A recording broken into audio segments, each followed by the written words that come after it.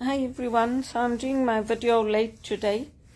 This morning I had a busy day. I had a whole morning of training that I had to do for my HR, and then I had some interviews, and I just had one thing after the other.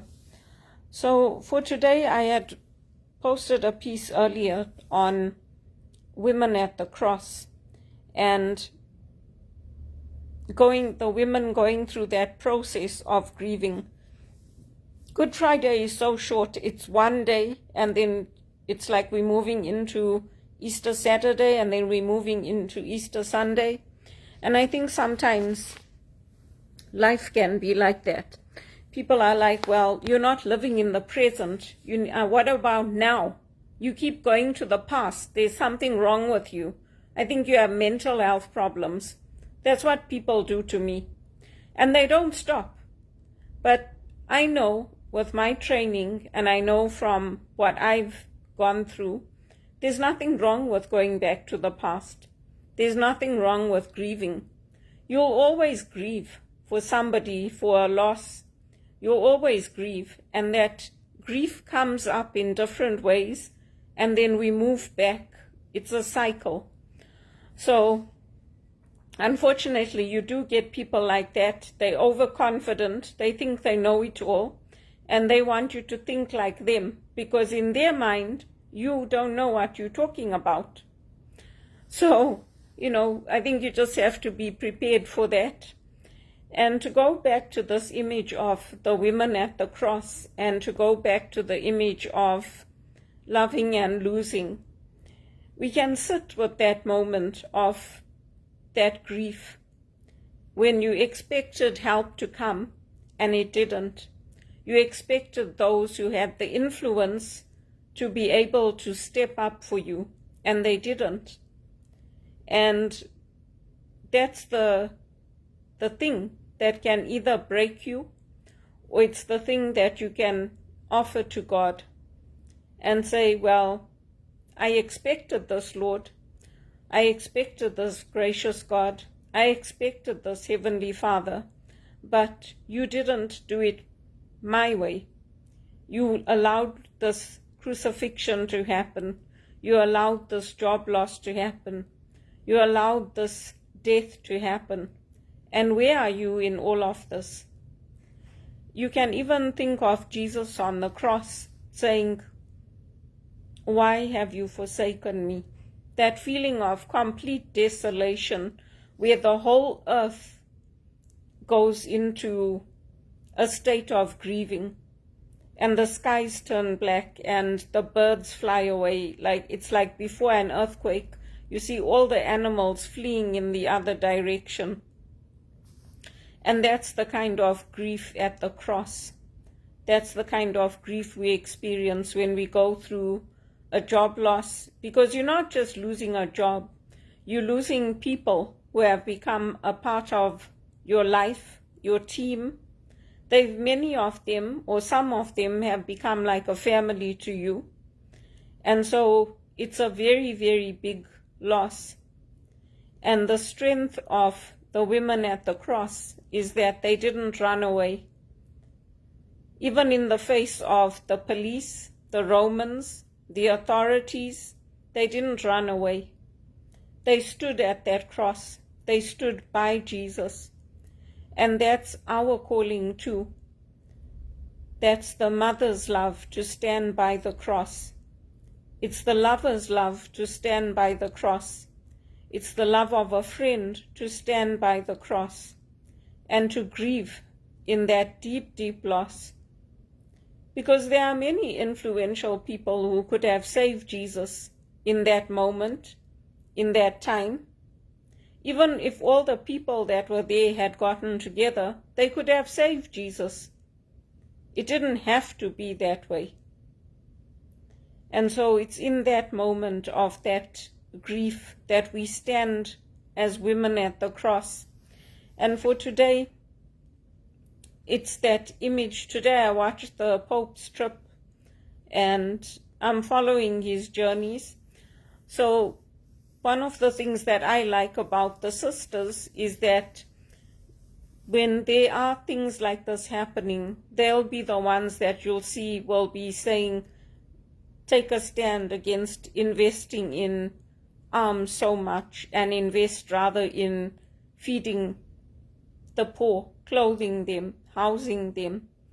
And from that, you get that turning point coming where it says we as women are not going to take this and run away. We're going to take a stand, and we are going to stand by the Lord and stand by our convictions and the courage of our faith.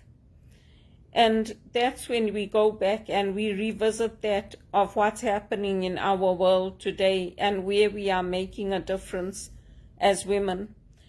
And today the Pope was with children that are orphans, where the sisters are looking after them. And the children were there offering their prayers and presenting their gifts to the Pope, Pope Leo.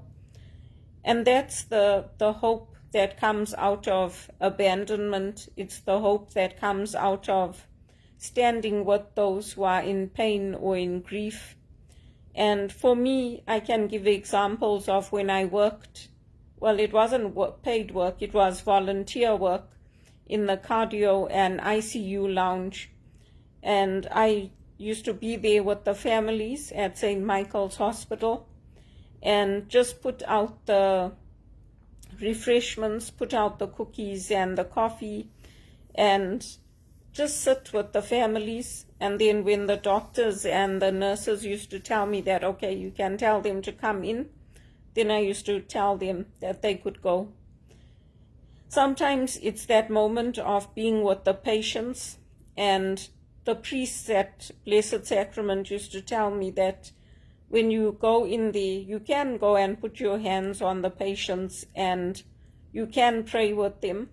So sometimes I used to do that because I went in my capacity as a spiritual director, and those patients had all come out of critical surgeries. So sometimes you used to just see their eyes following me when I used to walk through the ward. Their eyes used to follow me when I walked round and then went back out. And then the doctors used to come, and they had different codes. So they had like a code red, which meant it was like an emergency. Then they had like a code brown to say, oh, there's a lunatic, somebody's escaped, you need to be careful. So there's all these different things that you have to get used to, which is very different from working in banking or working in e-commerce or working in a school. It's very different working in the hospital. And that's that moment of standing at the cross.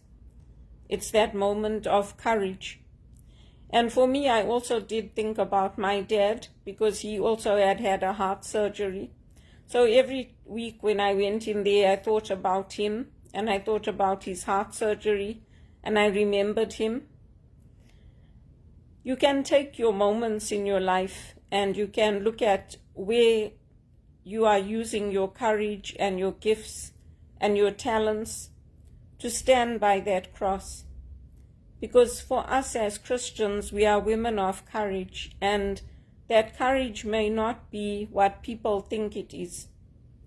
It may not be what one person considers confidence, another person considers arrogance. The Americans, for most of them, like their rah-rah culture and all that, and it's like they have these marketing things and there's all this glitter and glamour, and it's like, hey, I'm here, good morning, how's it going today? Like for many of us, that's overconfident. But it depends on where you come from, and it depends on who you are. So I just wanted to share that today, because earlier today I did want to do the video, but I just had so much, and last night I didn't sleep very well because obviously I'm worried because I don't have a job, and I'm worried about my finances. I'm worried about how am I going to make ends meet. It doesn't mean that the worry disappears when the ground beneath you shifts and your world collapses, because that's what happens with each job loss. And I've had so many of them. It just means that I pray more. I spend more time in adoration. I spend more time following trips like the ones that the Pope is doing now. That's what it means. It doesn't mean that I throw the baby out with the bathwater and say, oh, well, sod this. I'm not going to church and this is a whole lot of rubbish. It doesn't mean that. So those are some points and some examples from my life, and staying with that theme of the women at the cross. And what does that mean for us on our faith journey? And you can do it for a man too, if you're a man. St. John was there at the cross. And there are things that are so evil that you cannot even fathom them. You cannot even believe that they happened in this life. There was a woman that came to my church to Blessed Sacrament, and Father Larry had given an event for us, for the volunteers. This was many years ago. And she was from Zimbabwe, and we were talking about Zimbabwe and how we missed it. And she said to me, I miss it, but I will never be able to go back there. And I said to her, why? You can go if you want. And she said, no, I can't go, because she said something awful happened to me and my husband. And I said to her, what happened? So she said, when we had a break-in, this was when there was the problems between like the Shona and the Indibele. And she said the ZANU-PF people broke in and they kidnapped them. They took them to a graveyard. They raped her and they tied her to a tree, and then they buried her husband alive in front of her. And they gagged her so she couldn't even scream or anything. And only in the morning people came and they found her, and by then her husband was gone. He was gone.